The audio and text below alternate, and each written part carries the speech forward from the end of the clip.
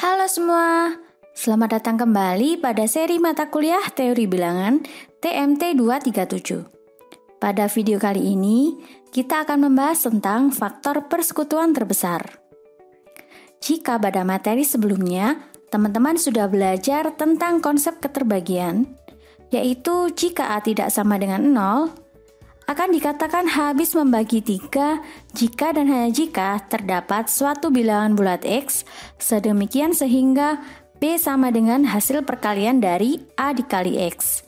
A juga bisa dikatakan sebagai faktor dari B atau B kelipatan dari A. Nah, fokus dari pembahasan kita kali ini adalah salah satu aplikasi konsep keterbagian, di mana kita akan mencari faktor persekutuan atau faktor yang sama persis dari 2 atau lebih bilangan yang diberikan. Secara khusus juga faktor persekutuan terbesarnya. Nah, materi dalam video ini akan dibagi dalam beberapa sesi, yaitu konsep dari FPB, algoritma pembagian, teorema-teorema, dan yang terakhir adalah persamaan Diopantus. Disclaimer yang digunakan di dalam video ini adalah jika biasanya A dikatakan habis membagi B, tetapi pada video ini secara sederhana akan mengatakannya sebagai A membagi B. Nah, mari kita mulai pembahasannya. Masih ingatkah teman-teman dengan masalah semacam ini? Permasalahan semacam ini bisa kita selesaikan dengan konsep FPB. Baik, kita akan mulai diskusi kali ini dengan faktor persekutuan. Apa saja faktor bulat positif dari 30? Tentunya kita bisa listing atau mendaftar faktor bulat positif dari 30 adalah 1, 2, 3, 5, 6, 10, 15, dan 30. Nah, berikutnya, apa saja faktor bulat positif dari 45? Kita juga melakukan listing atau daftar dan kita peroleh ternyata faktor bulat positif dari 45 adalah 1, 3, 5, 9, 15, dan 45. Jika kita ingin mencari faktor persekutuan dari kedua bilangan ini yaitu 30 dan 45, kita bisa memperoleh faktor-faktor yang sama adalah pertama 1, kemudian 3, 5, dan yang terakhir adalah 15. Bisa kita amati di sini, 1 selalu menjadi faktor atau pembagi semua bilangan. Dan ketika kita ingin melihat yang terbesar, maka bisa kita peroleh faktor persekutuan terbesar dari 30 dan 45 adalah 15. Lalu, apa sebenarnya makna dari faktor persekutuan? Nah, faktor persekutuan ini dapat kita definisikan jika A dan B merupakan suatu bilangan bulat, kemudian D sebagai bilangan bulat dapat disebut sebagai faktor persekutuan dari A dan B apabila D membagi A dan D membagi B. Nah, lalu apa definisi dari faktor persekutuan terbesar? Kita bisa melanjutkan diskusi pada faktor persekutuan dari bilangan 30 dan bilangan 0. Pada slide sebelumnya kita sudah tahu bahwa faktor bulat positif dari 30 adalah 1, 2, 3, 5, 6, 10, 15, dan 30. Nah, apa saja faktor bulat positif dari 0? Tentunya kita semua tahu bahwa semua bilangan asli yaitu 1, 2, 3, 4, dan seterusnya merupakan faktor atau pembagi dari 0. Dengan demikian, kita bisa memiliki faktor persekutuan dari 30 dan 0 itu adalah semua faktor bulat positif dari 30. Dan ketika kita ingin melihat faktor persekutuan terbesarnya, maka 30 yang akan menjadi jawabannya. Nah, yang bisa kita amati dari faktor persekutuan terbesar dari 30 dan 45 yaitu 15 dan juga faktor persekutuan terbesar dari 30 dan 0 adalah 30, maka bisa kita lihat bahwa setiap faktor persekutuan akan membagi faktor persekutuan terbesarnya. Hal ini diperjelas di dalam definisi faktor persekutuan terbesar yaitu jika A dan B merupakan bilangan bulat, di mana salah satunya tidak 0, dengan kata lain A tidak sama dengan 0 atau B tidak sama dengan 0, maka faktor persekutuan terbesar dari A dan B bisa kita simbolkan seperti ini. A, B di dalam kurung. A, B di dalam kurung ini akan bernilai sama dengan D, yaitu suatu bilangan bulat positif jika yang pertama D harus membagi A dan D harus membagi B. Artinya di sini D merupakan faktor persekutuan dari A dan B. Berikutnya, jika ada bilangan lain yaitu E, di mana E itu membagi A dan E itu membagi B, maka pastilah E itu kurang dari sama dengan D. Atau dengan kata lain, jika ada faktor persekutuan yang lain, maka pastilah D ini merupakan faktor persekutuan yang terbesar.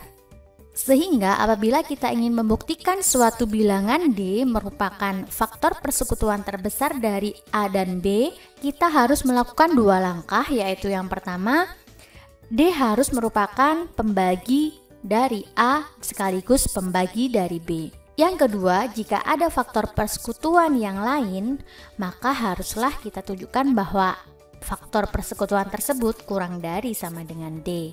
Selanjutnya, bisa kita amati contoh-contoh dari FPB berikut ini. Yang pertama, misalkan saya punya A sama dengan negatif 12 dan B sama dengan 18. Kita dapat melihat faktor persekutuan terbesar dari kedua bilangan ini adalah 6. Tentunya karena 6 membagi negatif 12, 6 juga membagi 18. Ketika kita melakukan proses mendaftar bilangan faktor persekutuan dari negatif 12 dan 18, maka akan kita peroleh bahwa semua faktor persekutuan tersebut selalu kurang dari sama dengan 6. Berikutnya, untuk A sama dengan 6 dan B sama dengan 17, kita tahu bahwa dengan melakukan proses mendaftar juga kita bisa memperoleh bahwa FPB dari 6 dan 17 adalah 1. Contoh yang lain, ketika A sama dengan 25 dan B sama dengan 0, maka dengan cara yang sama kita akan peroleh FPB dari bilangan ini adalah 25. Dan yang terakhir, jika saya punya A sama dengan 30 dan B sama dengan 105, maka diperoleh faktor persekutuan terbesarnya adalah 15. Ketika ada dua bilangan di mana FPB dari kedua bilangan tersebut sama dengan 1, maka kedua bilangan tersebut akan memiliki hubungan yang disebut relatif prima. Apa itu relatif prima? Relatif prima didefinisikan jika A dan B merupakan bilangan bulat di mana FPB dari A dan B sama dengan 1. Maka dikatakan bahwa A dan B saling prima atau A relatif prima terhadap B. Nah, berikutnya, dari contoh 4, misalkan kita membagi setiap bilangan A dan B dengan FPB-nya, maka kita akan memperoleh 30 dibagi dengan 15 bernilai 2. 105 dibagi dengan 15 akan bernilai 7. Nah, ketika kita ingin melihat FPB dari dua bilangan, di mana kedua bilangan itu merupakan hasil pembagian dari A dan B dengan FPB-nya yaitu 15 pada kasus ini, maka kita peroleh FPB-nya dari 2 dan 7 yang merupakan hasil pembagiannya adalah 1. Nah, bisa kita amati di sini. Ternyata hasil pembagian dari A dengan FPB dan juga B dengan FPB akan memperoleh bahwa hubungan mereka akan relatif prima juga. Karena FPB dari hasil bagi kedua bilangan tersebut adalah 1. Nah, contoh ini dapat kita generalisasi ke dalam satu teorema, yaitu jika kita memiliki FPB dari dua bilangan yaitu AB bernilai D, dan ketika kita ingin mencari FPB dari A dibagi D dan B dibagi D akan bernilai sama dengan 1. Nah, bagaimana pembuktiannya? Yuk kita coba. Untuk membuktikan teorema ini, kita menggunakan bukti langsung, yaitu kita berangkat dari P, kemudian yang menjadi tujuan kita adalah I. Untuk berangkat dari P, kita perlu memisahkan terlebih dahulu bahwa A dan B merupakan anggota bilangan bulat dan juga FPB dari A dan B adalah D.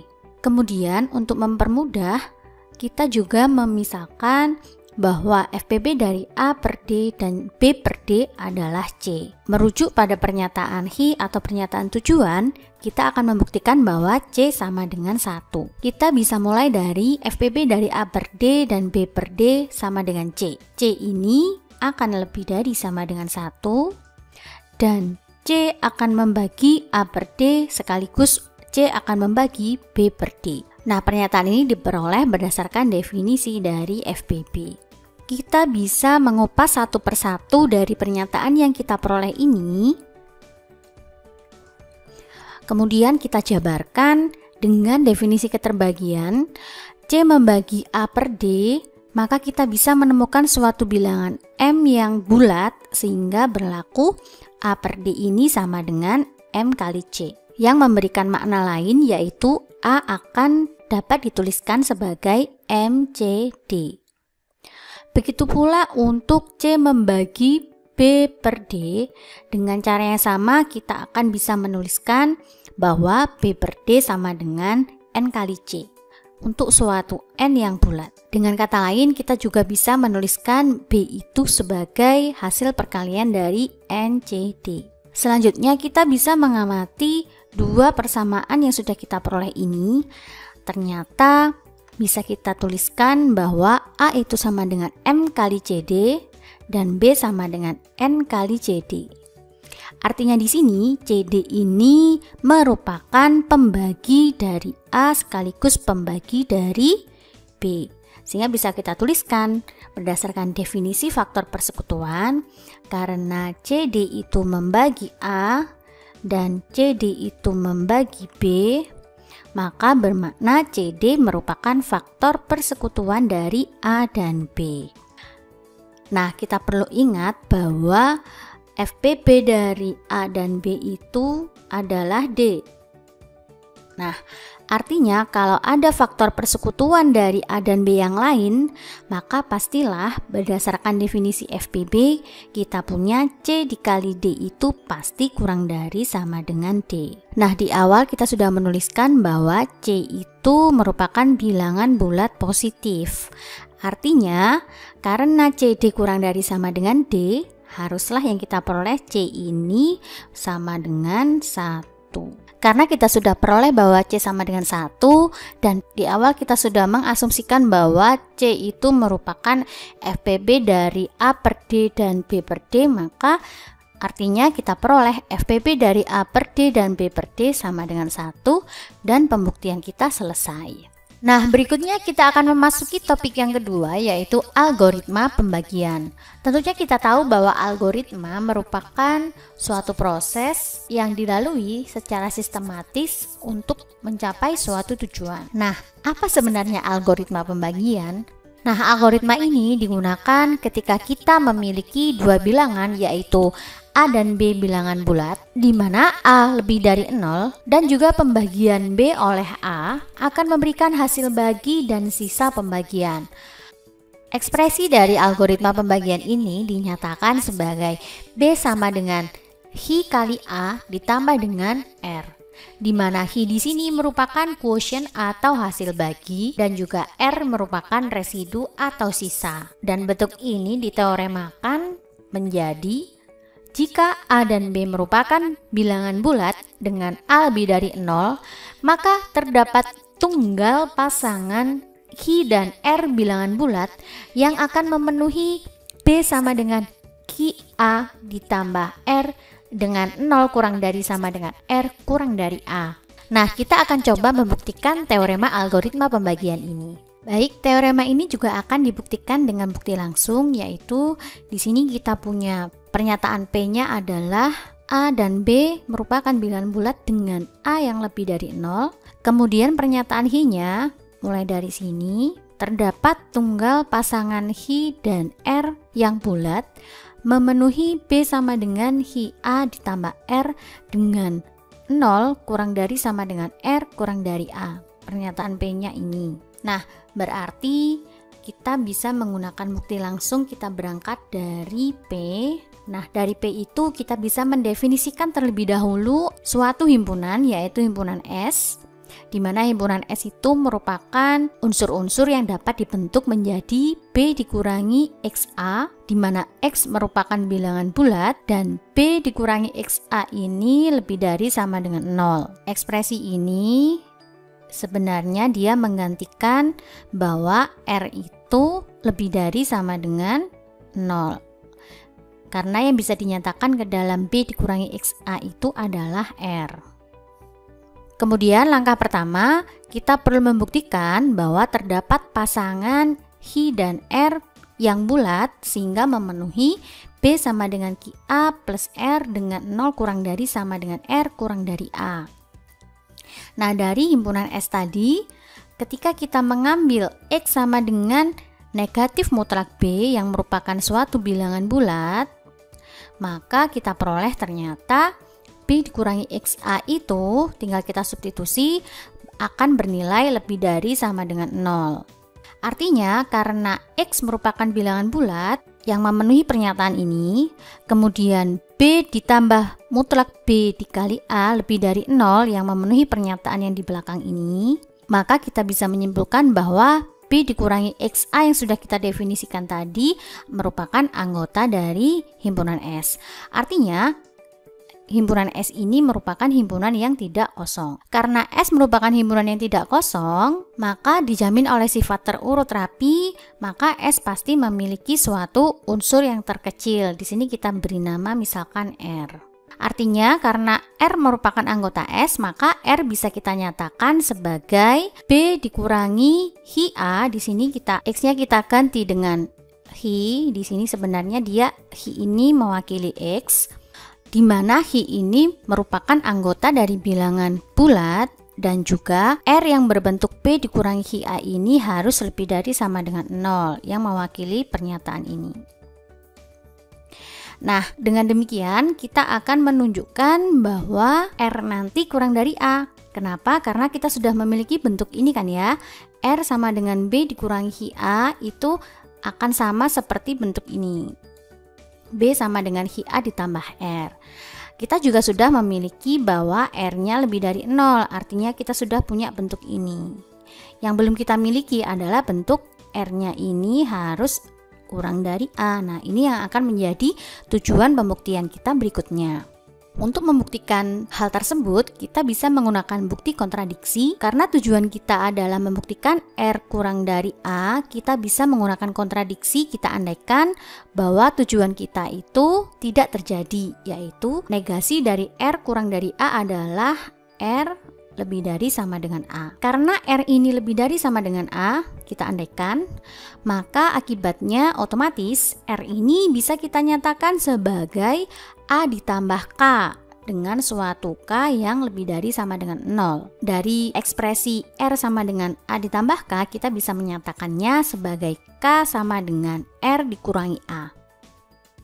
R tadi merupakan bentuk B dikurangi Hi A kan ya, kita substitusi sehingga kita peroleh persamaannya menjadi B dikurangi 1 ditambah Hi dikali A, di mana ternyata bentuk ini merupakan bentuk dari anggota himpunan S, yaitu 1 plus Hi merupakan anggota bilangan bulat dan bentuk B dikurangi 1 kali Hi dikalikan dengan A merupakan suatu bilangan yang positif.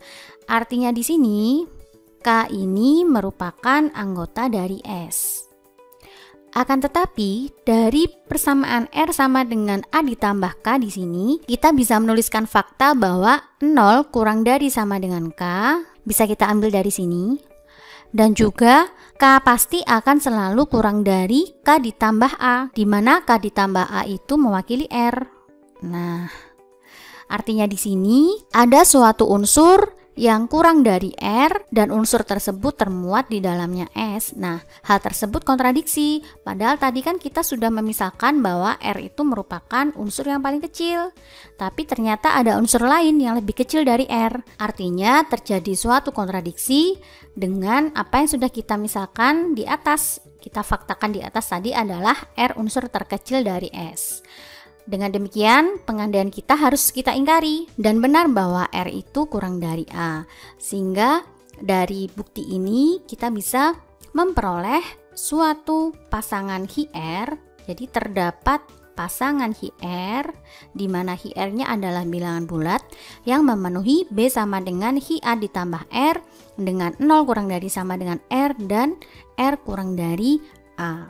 Langkah berikutnya, kita akan membuktikan bahwa pasangan yang sudah terbentuk pada langkah 1 yaitu Hi dan R merupakan bentuk yang tunggal yang bisa dibentuk menjadi B sama dengan Hi-A ditambah R. Nah, kita misalkan B itu memiliki dua bentuk representasi yaitu B sama dengan Hi-A ditambah R dan B sama dengan Hi aksen A ditambah R aksen. Dan juga memenuhi 0 kurang dari sama dengan R kurang dari A dan 0 kurang dari sama dengan R aksen dikurangi A. Nah, dari persamaan ini kita bisa melakukan manipulasi aljabar sehingga kita peroleh R dikurangi R aksen, kita pindah ruaskan ya, akan sama dengan Hi aksen A, mohon maaf ini salah ketik ya, ini harusnya dikurangi Hi aksen A dikurangi dengan Hi A. Nah, artinya ekspresi ini akan sama dengan Hi aksen dikurangi Hi kita kalikan dengan A. Nah, di sini kita peroleh bahwa Hi aksen dikurangi Hi ini merupakan anggota dari bilangan bulat. Nah, dengan demikian artinya R dikurangi R aksen ini bisa kita nyatakan sebagai perkalian antara Hi aksen dikurangi Hi dengan A. Artinya A itu jelas membagi R dikurangi R aksen, sehingga kita peroleh kesimpulan yang seperti ini. Selanjutnya, untuk R dikurangi R aksen yang tidak sama dengan 0, dan di awal kita sudah mengasumsikan bahwa A merupakan bilangan non negatif atau lebih dari 0, maka pastilah kalau A ini membagi R dikurangi R aksen dan R dikurangi R aksen tidak sama dengan 0, pastilah nanti yang kita peroleh adalah A akan kurang dari sama dengan nilai mutlak R dikurangi R aksen. Nah, tetapi hal ini merupakan suatu kontradiksi. Mengapa ketika A kurang dari sama dengan mutlak R dikurangi R aksen merupakan kontradiksi? Bisa kita amati di sini. Kita punya 0 kurang dari sama dengan R dan kurang dari A. Kemudian 0 juga kurang dari sama dengan R aksen kurang dari A. Ketika R dikurangi R aksen itu lebih dari 0, maka di sini nilai mutlak dari R dikurangi R aksen akan sama dengan R dikurangi R aksen. Nah, ketika R dikurangi R aksen kurang dari 0, maka kita peroleh nilai mutlak dari R dikurangi R aksen akan bernilai sama dengan R aksen kita kurangi dengan R. Dari pertidaksamaan yang pertama ini, kita bisa miliki bentuk R dikurangi R aksen akan kurang dari A dikurangi R aksen, di mana A dikurangi R aksen pasti kurang dari A. Kemudian untuk pertidaksamaan yang kedua, kita miliki R aksen dikurangi R akan selalu kurang dari A dikurangi R, di mana A dikurangi R juga akan kurang dari A. Sehingga dari bentuk kedua pertidaksamaan ini akan kita simpulkan bahwa nilai mutlak dari R dikurangi R aksen pasti akan selalu kurang dari A. Artinya pertidaksamaan yang kita peroleh ini akan kontradiksi dengan yang kita peroleh pada bentuk ini, yaitu nilai mutlak R dikurangi R aksen kurang dari A. Dengan demikian, maka yang harus kita miliki adalah R dikurangi R aksen sama dengan 0. Nah, persamaan ini juga akan berakibat bahwa nilai dari Hi aksen dikurangi Hi juga bernilai sama dengan 0. Dengan demikian, kita bisa menuliskan R nanti sama dengan R aksen dan Hi juga sama dengan Hi aksen. Dari bukti ini, maka pasangan yang kita peroleh Hi dan R tersebut pastilah pasangan yang tunggal. Sehingga bukti selesai. Bagaimana contoh penerapan algoritma pembagian jika kita memiliki A sama dengan 367 yang lebih dari 0 dan B sama dengan 2205? Saya akan menunjukkan bagaimana cara sistematis untuk mencari Hi dan juga R. Pertama, kita memerlukan alat yaitu kalkulator. Kita perlu mencari hasil pembagian dari 2205 dibagi dengan 367 yang memberikan hasil yaitu 6, sekian-sekian. Artinya di sini Hi adalah hasil baginya yang berbentuk bilangan bulat yaitu 6. Sehingga di sini kita peroleh nilai Hi-nya adalah 6. Berikutnya kita bisa menggunakan persamaan B sama dengan Hi A ditambah R untuk mencari R, yaitu kita peroleh R sama dengan B kita kurangi dengan Hi A. Sehingga di sini kita peroleh R-nya sama dengan 2205 kita kurangi dengan 6 dikali 367 yang menghasilkan residunya adalah sama dengan 3. Sehingga kita bisa menuliskan dalam bentuk algoritma pembagian yaitu 2205 sama dengan 6 dikali 367 ditambah dengan 3, di mana 3 memenuhi kondisi 0 kurang dari sama dengan 3 kurang dari 367.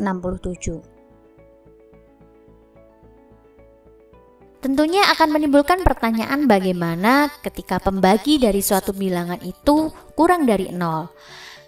Hal ini terjawab dalam teorema akibat dari algoritma pembagian, yaitu jika A dan B itu anggota bilangan bulat dengan B tidak sama dengan 0, dan yang menjadi catatan adalah di sini A kurang dari 0, maka ada tunggal pasangan Q dan R anggota bilangan bulat yang memenuhi B sama dengan Q A ditambah R dengan 0 kurang dari sama dengan R kurang dari mutlak A. Nah, bagaimana contohnya? Kita akan melihat analoginya pada contoh berikut ini. Lalu bagaimana contoh untuk A yang bernilai negatif? Kita ambil analogi yang sama ketika A bernilai sama dengan negatif 367 seperti pada contoh sebelumnya. Tetapi A positif di sini kita ambil untuk A yang negatif. Dengan nilai B yang sama, kita bisa peroleh hasil pembagian B oleh A adalah negatif 6. Nah, kemudian kita gunakan cara yang sama, kita gunakan B sama dengan Hi A dikurangi R, kemudian kita tuliskan R menjadi B dikurangi Hi A. Maka kita peroleh bahwa R akan bernilai sama dengan 3. Dan algoritma pembagian yang berupa teorema akibat itu mengakibatkan 2205 akan bisa dituliskan sebagai negatif 6 sebagai Hi dikali dengan A yaitu negatif 367 ditambah dengan R-nya yaitu 3, di mana 3-nya atau R tersebut akan memenuhi kondisi 0 kurang dari sama dengan 3 kurang dari nilai mutlak dari A yaitu nilai mutlak negatif 367. Berikutnya kita bisa mengambil suatu contoh sederhana untuk menjembatani pembahasan teorema berikutnya. Yang pertama adalah jika A kita punya sama dengan 21 dan B sama dengan 75, kita perlu menyatakan algoritma pembagian untuk B dan A. Kita bisa menghitung hasil bagi dari 75 oleh 21 adalah 3, sekian-sekian. Sehingga kita bisa menuliskan bahwa Hi atau hasil baginya bernilai sama dengan 3. Dengan cara sistematis mencari R, kita bisa menuliskan R sebagai 75 kita kurangi hasil bagi yaitu 3 kita kalikan dengan 21 dan akan menghasilkan suatu bilangan yaitu 12. Sehingga algoritma pembagian yang bisa kita tuliskan adalah 75 sama dengan 3 dikali 21 ditambah 12. Bisa kita amati di sini, FPB dari 75 dan 21 jika kita cari akan kita peroleh bernilai sama dengan 3. Kemudian FPB dari 21 atau bilangan A dengan residunya atau sisanya yaitu 12 akan bernilai sama dengan 3 juga.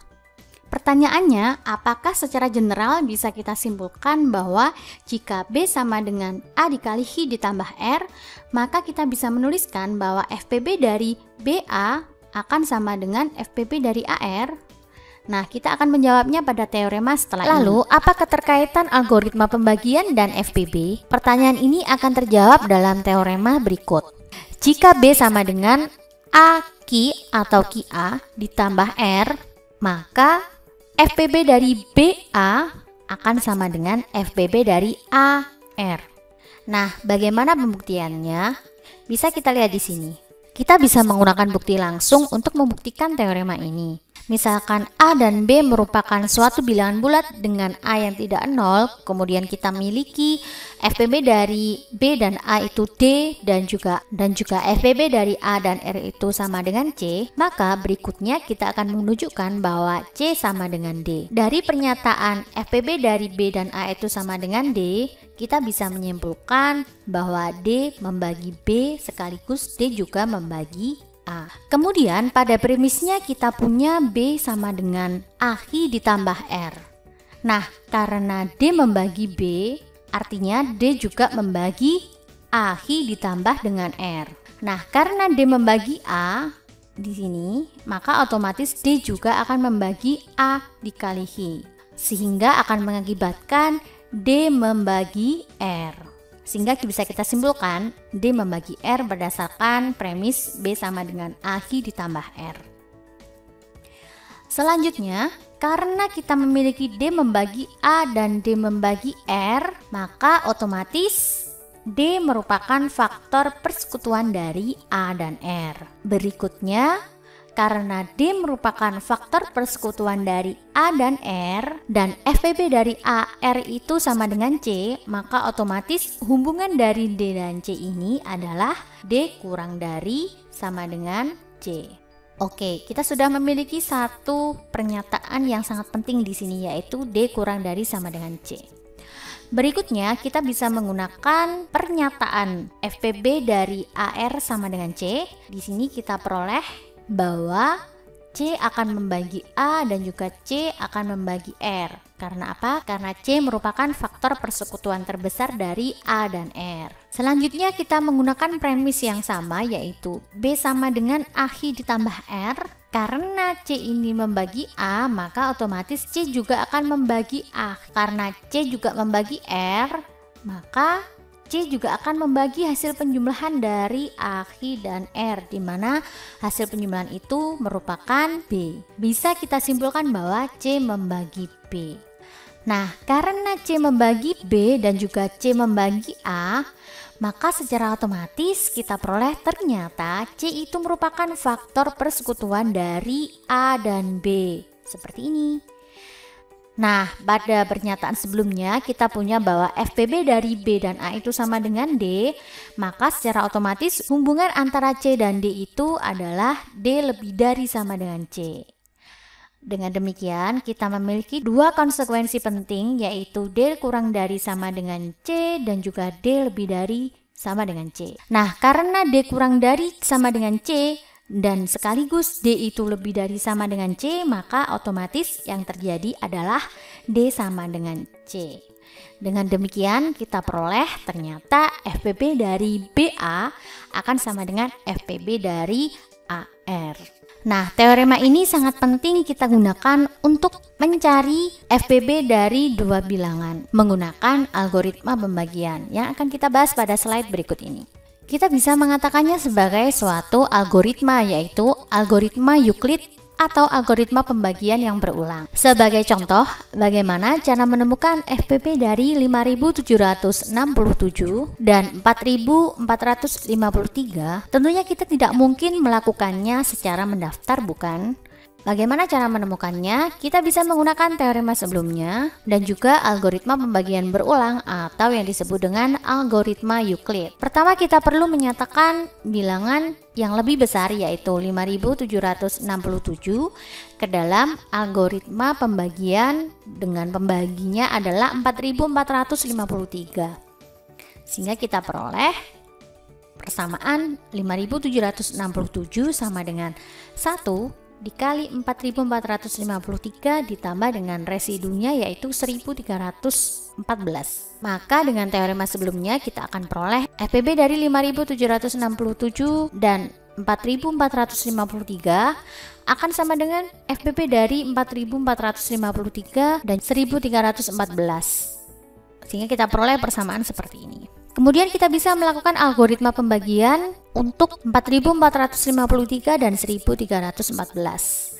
Dan kita peroleh ternyata FBB dari 4.453 dan 1.314 sama dengan FBB dari 1.314 dan 511, di mana 511 ini merupakan residu dari algoritma pembagian yang kita lakukan pada tahap sebelumnya. Kita lakukan hal yang sama secara terus-menerus, yaitu kita lakukan iterasi sampai residunya bernilai 0. Nah, ketika residunya sudah bernilai 0, maka di sini kita peroleh ternyata FBB dari 73 dan 0 nanti yang akan sama dengan FBB dari 5.767 dan 4.453. Sehingga algoritma ini menjadi sangat efektif untuk menemukan FBB dari dua bilangan yang nilainya relatif besar.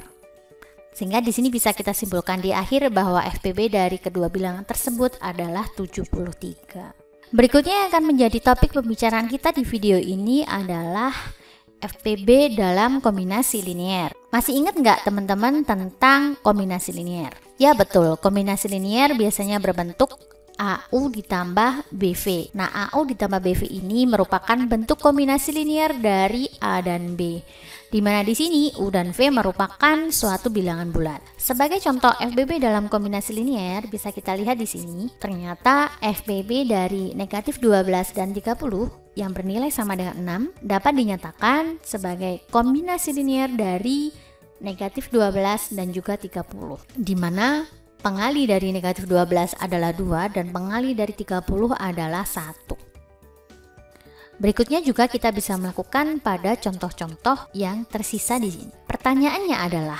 bagaimana trik atau cara membentuk FBB ke dalam kombinasi linear. Kemudian juga menimbulkan pertanyaan, apakah FBB dari dua bilangan selalu bisa dinyatakan ke dalam bentuk kombinasi linear dari dua bilangan tersebut? Nah, pertanyaan tersebut bisa terjawab kalau kita punya teorema ini. Jika A dan B merupakan bilangan bulat dengan A tidak sama dengan 0 dan B tidak sama dengan 0, maka FBB dari A dan B merupakan bilangan positif terkecil yang dapat dibentuk menjadi kombinasi linear dari A dan B. Artinya di sini akan ada banyak sekali bilangan yang bisa dinyatakan sebagai kombinasi linear dari A dan B, tetapi FBB-nya merupakan bilangan positif yang terkecil. Bagaimana pembuktian dari teorema ini? Mari kita coba untuk membuktikannya. Baik, kita akan membuktikan teorema ini dengan bukti langsung, yaitu kita misalkan di sini P sebagai yang diketahui, dan tujuannya kita akan membuktikan bahwa kita akan membuktikan Hi. Artinya di sini kita butuh memisalkan terlebih dahulu pernyataan premisnya yaitu P, dan kita misalkan di sini A dan B merupakan bilangan bulat dengan A tidak sama dengan 0 dan B tidak sama dengan 0. Tujuan kita akan membuktikan bahwa FBB dari A dan B merupakan bilangan positif terkecil yang dapat dibentuk menjadi kombinasi linear dari A dan B. Sehingga di sini kita bisa memisalkannya terlebih dahulu bahwa ada suatu bilangan bulat positif terkecil yang dapat dibentuk menjadi kombinasi linear dari A dan B. Dan bilangan itu saya sebut dengan D. Nah, karena D merupakan bilangan positif terkecil yang dapat dibentuk menjadi kombinasi linear dari A dan B, maka kita bisa menyatakan D sebagai AM ditambah dengan BN, di mana M dan N-nya merupakan suatu bilangan bulat. Tujuan kita ingin membuktikan bahwa bilangan bulat positif terkecil tersebut merupakan FBB dari A dan B, sehingga di sini kita rumuskan tujuan kita adalah kita buktikan D merupakan FBB dari A dan B. Kita ingat lagi berdasarkan definisi FBB bahwa ada dua syarat yang harus dipenuhi. Syarat pertama adalah D harus membagi A dan D harus membagi B. Kemudian yang kedua, jika ada faktor persekutuan yang lain, jika E membagi A dan E membagi B, maka yang terjadi adalah E harus kurang dari sama dengan D. Sehingga di sini kita ada dua tujuan. Kita akan membuktikan tujuan yang pertama terlebih dahulu. Tujuan yang pertama yaitu kita rumuskan bahwa kita akan memperoleh D membagi A dan D membagi B. Kita bisa menggunakan algoritma pembagian untuk A dibagi dengan D untuk mencari sisanya. Kita lihat di sini bahwa A bisa kita tuliskan sebagai I dikali D ditambah R, di mana R-nya memenuhi kondisi 0 kurang dari sama dengan R kurang dari D. Sehingga di sini kita bisa menuliskan dengan manipulasi aljabar kita peroleh R sama dengan A dikurangi I kali D. D sendiri di awal kita sudah mengasumsikan bahwa D merupakan kombinasi linier dari A dan B yang terkecil, sehingga bisa kita ungkapkan di sini D sama dengan AM ditambah BN. Kemudian kita lakukan perhitungan, maka kita akan peroleh bentuk 1 dikurangi QM dikali dengan A dikurangi dengan QNB. Artinya di sini kita lihat bahwa R ini merupakan bentuk kombinasi linier dari A dan B. Karena di sini kita peroleh bahwa ekspresi yang menjadi koefisien dari A merupakan anggota dari bilangan bulat, koefisien dari bilangan B juga merupakan anggota dari bilangan bulat. Dengan demikian kita bisa menyimpulkan bahwa R merupakan kombinasi linier dari A dan B. Tetapi di awal tadi kita sudah mengasumsikan bahwa D merupakan bilangan positif terkecil yang dapat dibentuk menjadi kombinasi linier dari A dan B. Artinya di sini, karena kita punya pertidaksamaan 0 kurang dari sama dengan R kurang dari D dari kondisi awal dari R tadi, dan juga D merupakan bilangan positif terkecil yang bisa dibentuk sebagai kombinasi linier, maka pastilah R yang di sini akan bernilai sama dengan 0. Karena D merupakan bilangan positif terkecil yang dapat dibentuk sebagai kombinasi linier dari A dan B. Karena R sama dengan 0, maka kita bisa menuliskan bahwa A itu bernilai sama dengan Hi D, di mana R-nya sama dengan 0, berarti nggak perlu kita tuliskan R-nya. Maka dari bentuk A sama dengan Ki D bisa kita simpulkan bahwa D membagi A. Nah, dengan cara yang sama, dengan analogi yang sama, kita bisa memperoleh bahwa D juga akan membagi B. Kita lakukan cara yang serupa seperti langkah membuktikan D membagi A. Dengan demikian, maka kita peroleh bahwa D itu merupakan faktor persekutuan dari A dan B. Baik, kita lanjutkan ke langkah kedua. Kita akan menunjukkan bahwa D yang merupakan faktor persekutuan dari A dan B yang sudah kita buktikan pada langkah pertama merupakan faktor persekutuan terbesar dari A dan B.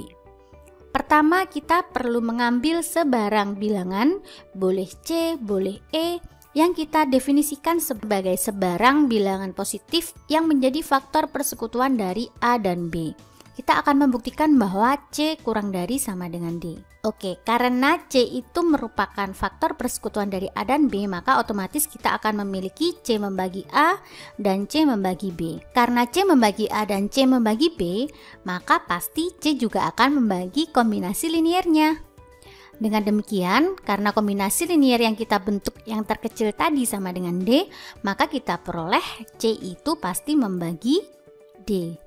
Karena C membagi D dan C merupakan faktor positif, maka pastilah C kurang dari sama dengan D. Sehingga terbukti bahwa D yang merupakan bilangan positif terkecil yang bisa dibentuk sebagai kombinasi linier merupakan FPB dari A dan B. Dan bukti kita selesai. Selain teorema ini, ada lagi teorema Bensold. Teorema ini mengatakan bahwa ketika kita memiliki dua bilangan A dan B yang bulat, dengan A tidak sama dengan 0 dan B tidak sama dengan 0, maka akan dijamin terdapat dua bilangan X dan Y yang bulat, sedemikian sehingga kita bisa nyatakan FPB dari A dan B ini sebagai kombinasi linier dari A dan B, atau dengan kata lain sama dengan AX ditambah BY. Nah, teorema Bensold ini merupakan teorema akibat dari teorema sebelumnya. Berikutnya, bagaimana jika hubungan dari dua bilangan A dan B di sini merupakan relatif prima? Bagaimana kombinasi linier yang bisa terbentuk? Pertanyaan ini akan terjawab dalam teorema berikut ini. Misalkan kita memiliki A dan B merupakan bilangan bulat dengan A tidak sama dengan 0 dan B tidak sama dengan 0. A dan B dapat dikatakan saling prima atau relatif prima jika dan hanya jika terdapat suatu X dan Y bilangan bulat sedemikian sehingga AX ditambah BY sama dengan 1. Bagaimana pembuktian dari teorema ini? Mari kita coba lakukan. Baik, untuk teorema ini bisa kita perhatikan bahwa teorema ini merupakan bentuk biimplikasi. Artinya kita harus membuktikan secara dua arah. Yaitu kita harus membuktikan bahwa P akan mengakibatkan Hi dan juga Hi akan mengakibatkan P. Pernyataan ini merupakan bentuk lain dari biimplikasi P maka Hi. Pertama, kita akan membuktikan ke arah kanan seperti ini. Kita misalkan terlebih dahulu bahwa A dan B yang bulat, di mana A tidak sama dengan 0 dan B tidak sama dengan 0, A dan B memiliki hubungan saling prima. Kemudian kita akan buktikan bahwa terdapat X dan Y anggota bilangan bulat sedemikian hingga memenuhi kondisi AX ditambah BY sama dengan 1. Baik, kita menggunakan pemisalan bahwa FPB dari AB sama dengan 1, maka teorema Benso akan menjamin bahwa FPB dari A dan B akan bisa dinyatakan sebagai kombinasi linier dari A dan B, yaitu terdapat X dan Y bilangan bulat sedemikian sehingga AX ditambah BY akan sama dengan FPB dari A dan B, di mana FPB dari A dan B tadi bernilai sama dengan 1, sehingga terbukti pembuktian ke arah kanan. Berikutnya kita akan membuktikan arah sebaliknya, yaitu Hi maka P. Kita misalkan terdapat X dan Y bilangan bulat sedemikian hingga memenuhi kondisi AX ditambah BY sama dengan 1. Teorema sebelumnya mengatakan bahwa FPB merupakan bilangan positif terkecil yang dapat dibentuk ke dalam AX ditambah BY. Karena 1 sendiri merupakan bilangan positif terkecil dan AX ditambah BY sama dengan 1, maka pastilah kita bisa menyimpulkan FPB dari AB adalah sama dengan 1. Karena FPB dari A dan B ini sama dengan 1, maka hubungan dari A dan B itu adalah saling prima atau relatif prima. Dan bukti kita selesai.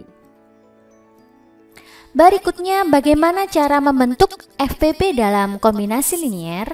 Sebagai contoh, misalkan kita ingin menemukan FPB dari 299 dan 247. Kemudian kita ingin mencari bilangan bulat M dan N yang memenuhi kombinasi linier dari kedua bilangan tersebut, yaitu 299M ditambah 247N sama dengan FPB dari 299 dan 247.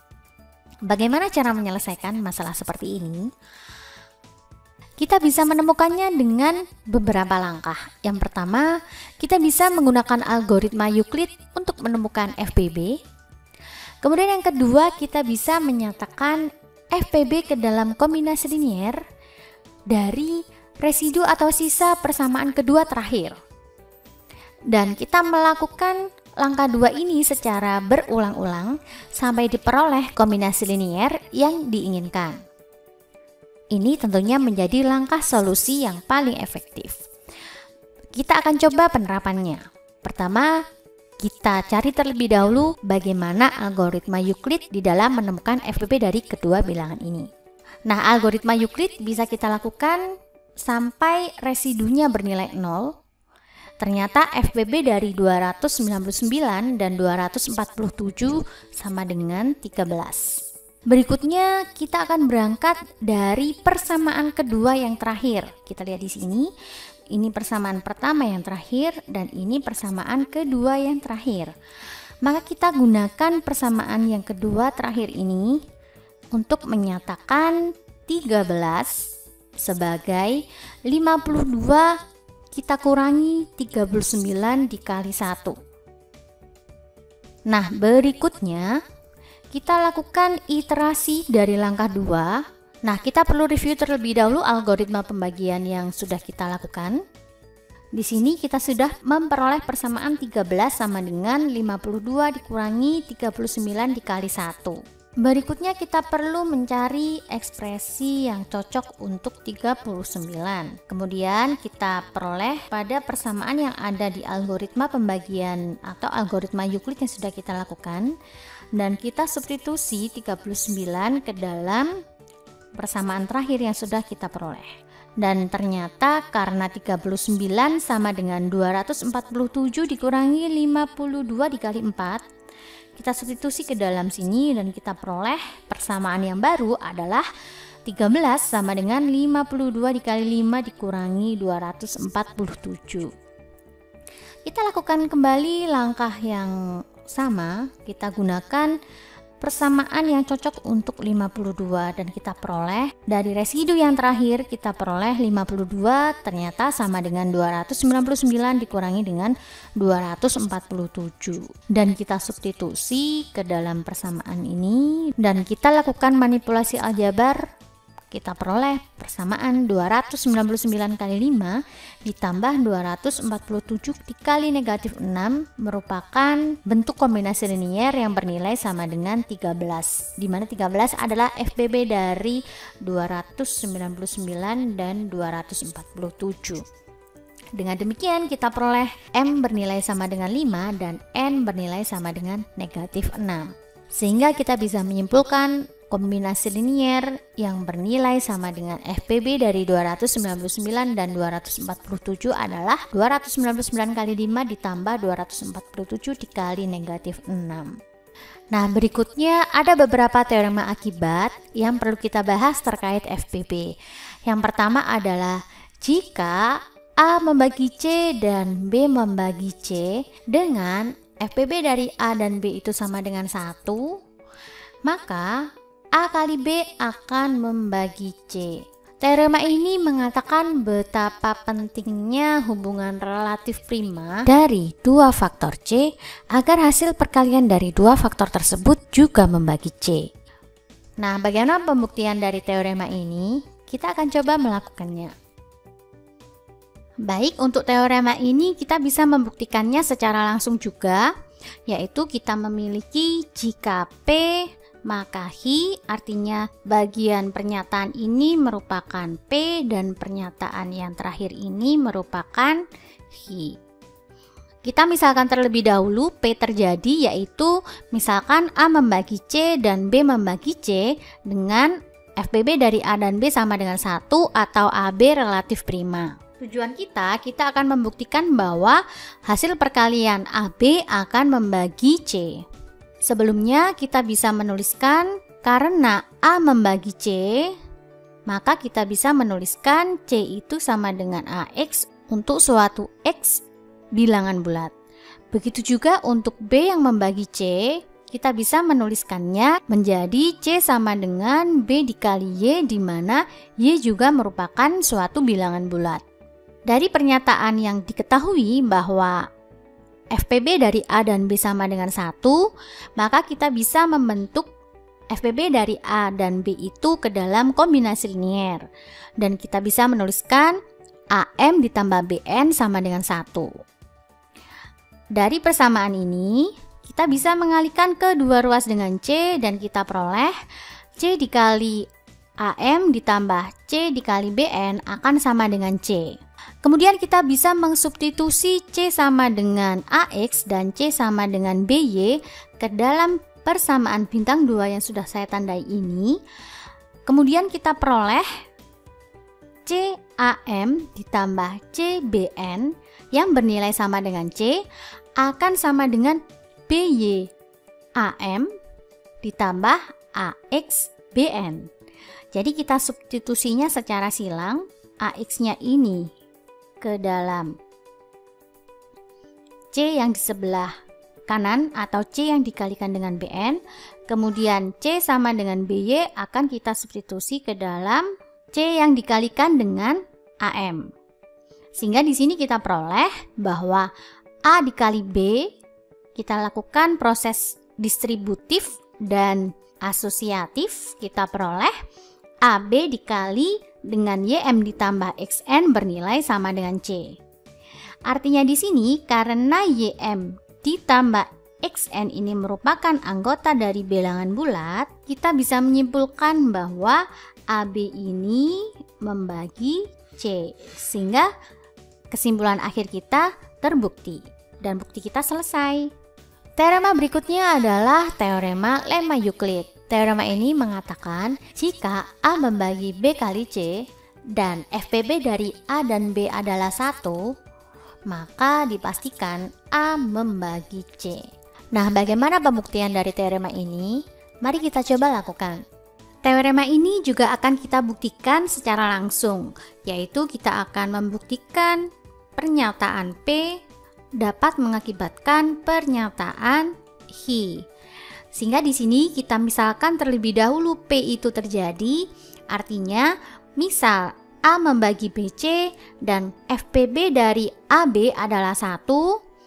Kemudian tujuan kita adalah membuktikan bahwa A membagi C atau pernyataan Hi. Baik, kita akan mulai pembuktiannya. Pertama, kita amati bahwa FPB dari A dan B itu bernilai sama dengan 1. Maka teorema Benzout bisa menjamin bahwa kita bisa membentuknya sebagai kombinasi linier dari A dan B. Sehingga kita menuliskan AM ditambah BN akan sama dengan 1. Kemudian kita kalikan kedua ruasnya dengan C. Kenapa demikian? Karena kita ingin melihat apakah A itu habis membagi C. Sehingga kita kalikan kedua ruasnya dengan C dan kita peroleh ACM ditambah BCN akan sama dengan C. Nah, kita tahu bahwa A itu pasti akan membagi AC, kemudian diketahui bahwa A itu sudah membagi BC. Gitu kan ya. Sehingga di sini kita peroleh A membagi AC dan A membagi BC berdasarkan asumsi awalnya. Sehingga bisa kita peroleh pasti A ini juga akan membagi penjumlahan dari kombinasi linier AC dan BC. Sebelumnya kita sudah menunjukkan bahwa ACM ditambah BCN adalah sama dengan C. Sehingga bisa kita simpulkan bahwa A membagi C, sehingga bukti kita selesai. Baik, kita akan masuk ke topik berikutnya, yaitu persamaan Diopantus. Persamaan Diopantus ini digunakan ketika kita ingin menemukan solusi dari suatu persamaan berupa bilangan bulat. Nah, sebagai informasi, persamaan Diopantus ini diambil dari nama matematikawan Yunani, yaitu Diopantus. Diopantus ini merumuskan beberapa persamaan-persamaan yang solusi dari persamaan tersebut adalah bilangan rasional. Persamaan Diopantus ini juga sering kita dengar sebagai persamaan Diopantin. Ada beberapa jenis persamaan Diopantin atau persamaan Diopantus. Yang pertama adalah persamaan Diopantus linier dan persamaan Diopantus non-linier. Apa perbedaannya? Kita bisa lihat untuk persamaan Diopantus yang linier, setiap sukunya akan berorde 1. Sedangkan untuk persamaan Diopantus non-linier, maka dia berorde lebih dari 1. Contohnya, untuk persamaan Diopantus linier adalah 8x ditambah 12y sama dengan 15, atau 8x ditambah 12y dikurangi 15z sama dengan 18. Sedangkan untuk persamaan Diopantus non-linier, tentunya ekspresi ini tidak akan asing bagi kita, yaitu triple Pythagoras yang berbentuk x kuadrat ditambah y kuadrat sama dengan z kuadrat. Atau persamaan yang lain seperti x dikurangi 2y pangkat 3 sama dengan 3 per x. Namun pada pembahasan teori bilangan ini kita hanya fokus pada persamaan Diopantus linier. Ada dua jenis solusi untuk persamaan Diopantus linier. Yang pertama adalah tak hingga banyak solusi atau memiliki solusi umum. Dan yang kedua adalah tidak ada solusi. Nah, untuk saat ini formulasi menemukan solusi persamaan Diopantus muncul hanya untuk persamaan Diopantus linier. Untuk persamaan Diopantus non-linier masih belum ditemukan formulasi atau pola yang bersifat general.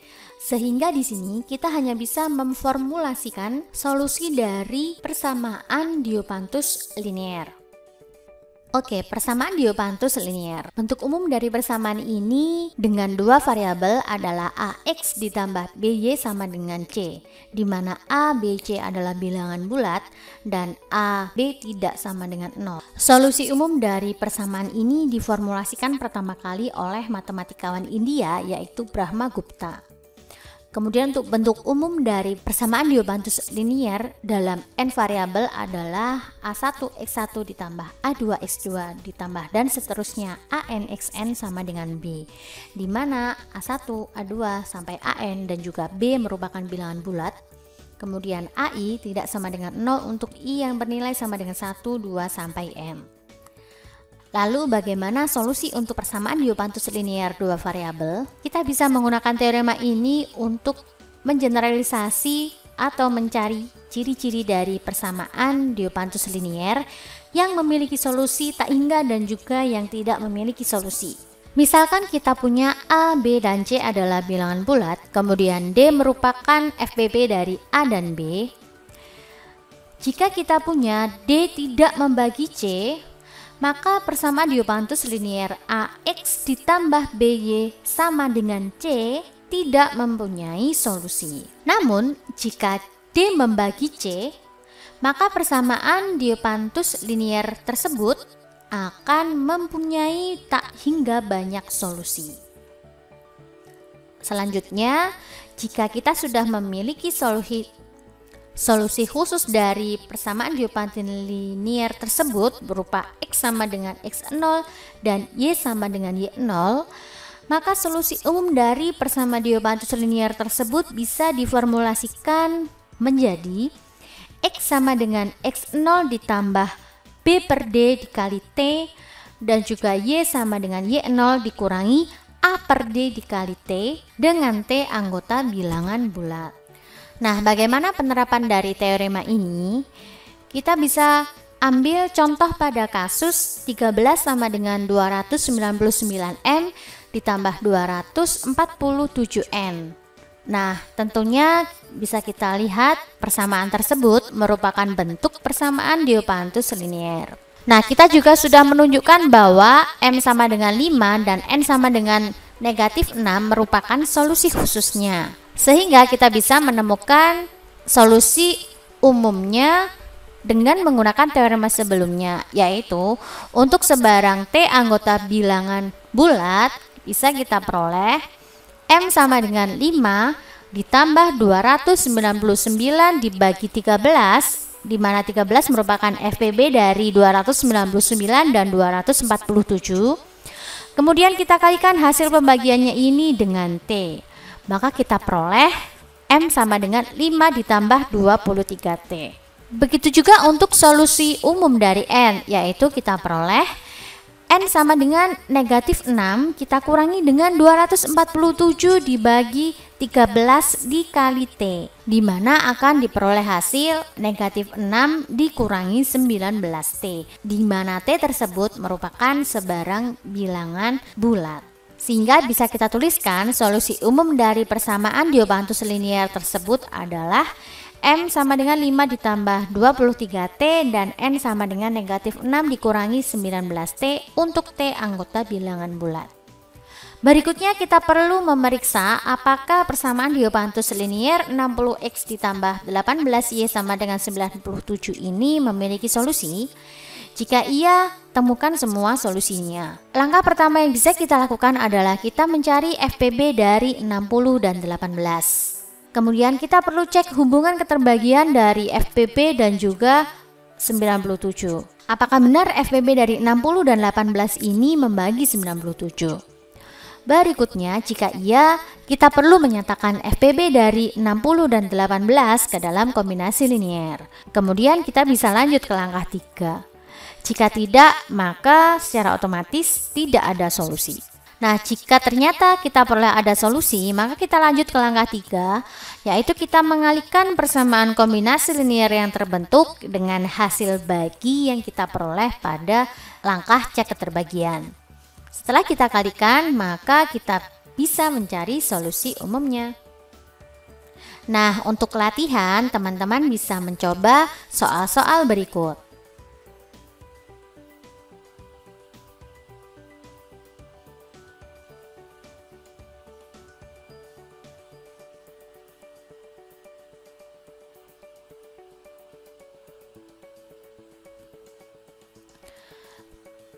Oke teman-teman, sampai jumpa lagi di seri perkuliahan teori bilangan yang lain. Jangan lupa subscribe. Terima kasih dan bye semuanya. Sampai jumpa.